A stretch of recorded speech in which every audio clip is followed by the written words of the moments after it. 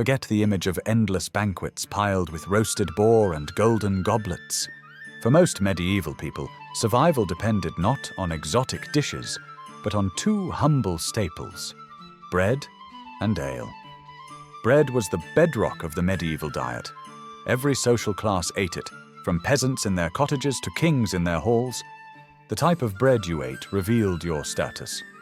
For a poor villager, bread was often coarse and heavy, made from rye or barley. It was dark, filling, and sometimes bitter. For the wealthy, bread was white, soft, and made from finely sifted wheat. It was called manchet bread, and its lightness was a sign of privilege. But before bread could be baked, the grain had to be grown and milled.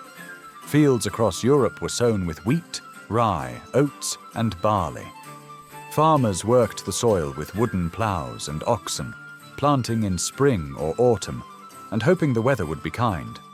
Once harvested, the grain went to the mill. Watermills and windmills sprang up in villages, and the miller became a key figure. He was essential, but often mistrusted. Villagers whispered that he kept back more than his share of flour. In many towns, peasants baked their dough in a communal oven.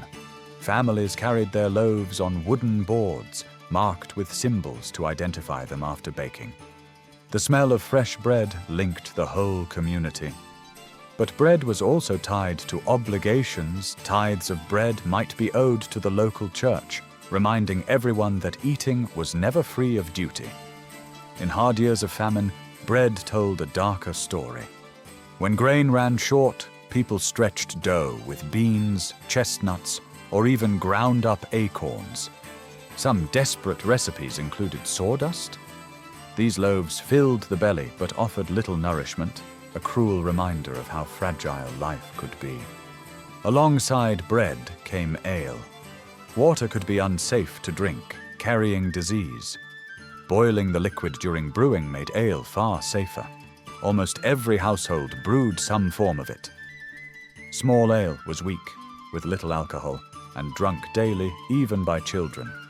Stronger brews, however, were saved for celebrations, weddings, feast days, and great gatherings.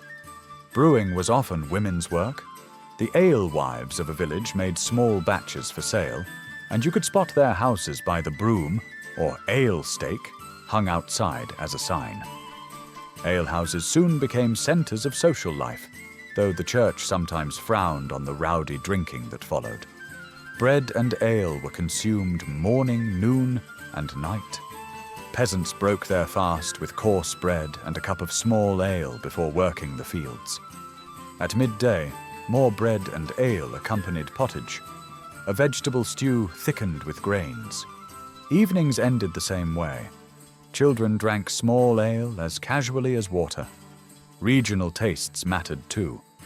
In England, Flanders, and much of northern Europe, ale was king. In France, Spain, and Italy, wine was more common, though even there, ale found its place among the poor. Both bread and ale were subject to strict rules. Medieval governments issued the Assize of Bread and Ale, regulating prices and punishing dishonest bakers or brewers. A short measure of ale, or a loaf too light, could land you in the stocks. In noble halls, banquets showed off fine white bread and strong ale alongside roasted meats. In the peasant cottage, supper was humbler: a loaf of rye bread, a pot of pottage, and a wooden cup of small ale. Yet in both settings, these two staples were ever present. Bread and ale were not luxuries, they were survival itself. They carried communities through the seasons, through famine and feast alike. Forget the golden banquets of legend. The true banquet of the Middle Ages was found in the simplest food. Subscribe for more medieval stories.